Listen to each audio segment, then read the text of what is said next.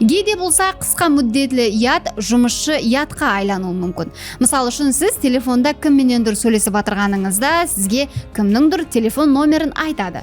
Сіз оны есеп қаласыз һәм дәрхал тересіз. Бұл жағдай жұмысшы ятқа айқын мысал бола алады. Бұл процесс жүде тез болғаны, сондай-ақ мидегі басқа бірден бір ятқа байланыстырылмағаны үшін тез ұмытылып кетеді.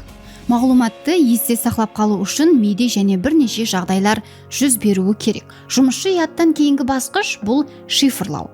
Бұл процесті яттың аудармашысы деп те айту мүмкін. Шифрлау яттың ең ахметлі басқышларынан бірі. Бұл жағдай миге келген мағлұматты әпуайы сигнал жағдайынан шығып, мәні аңлататұғын еслеу формасына айлану процесі.